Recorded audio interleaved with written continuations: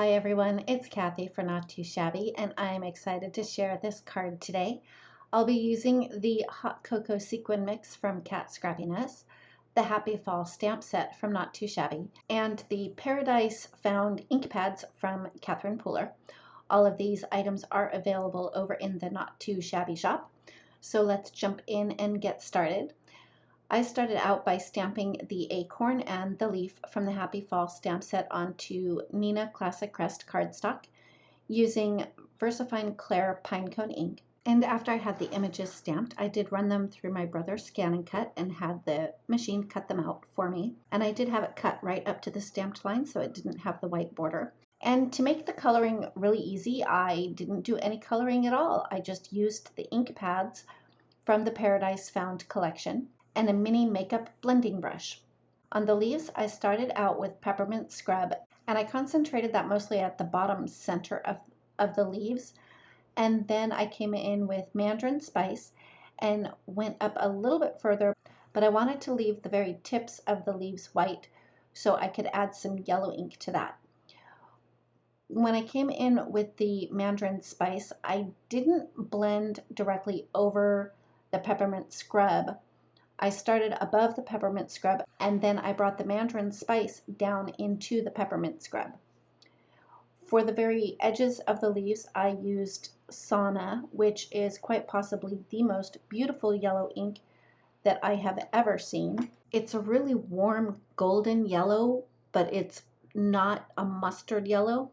It's just the epitome of fall colors to me. Anyway, after I was done ink blending two of the leaves, I did two more leaves, but this time I started with eucalyptus and again concentrated that in the bottom center of the leaf.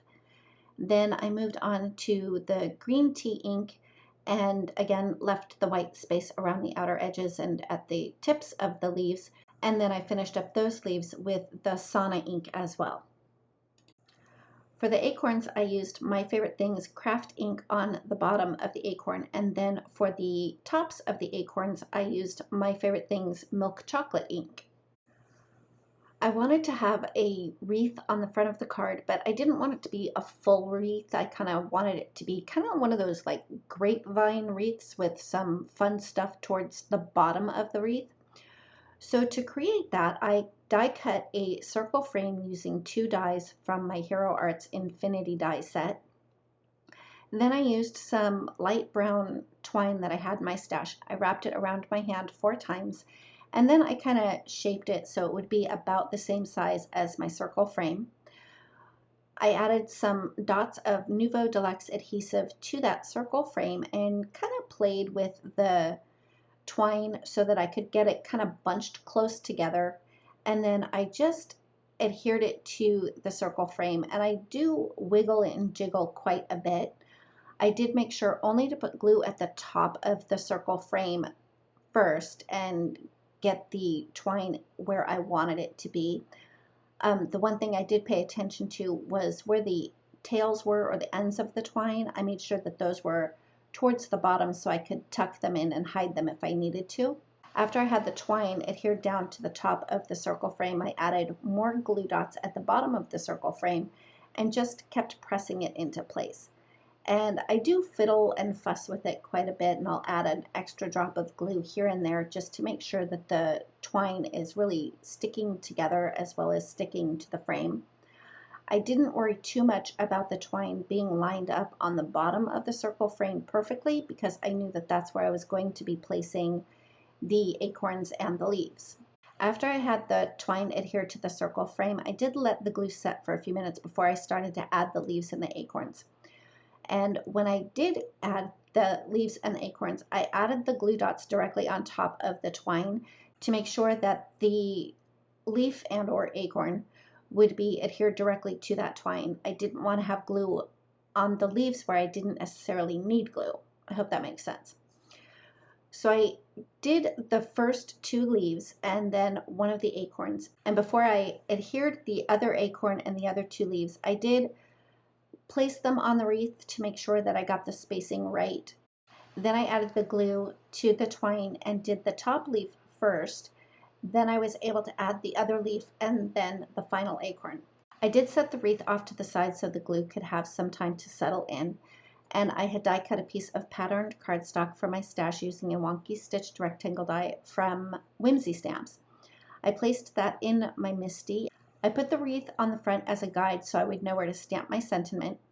I did stamp my sentiment with the same VersaFine Clair Pinecone ink. Then I adhered the patterned paper to a piece of rust-colored cardstock from my stash, and I adhered that to the front of a top-folding A2 size note card. And for the note card, I used Neenah Desert Storm cardstock.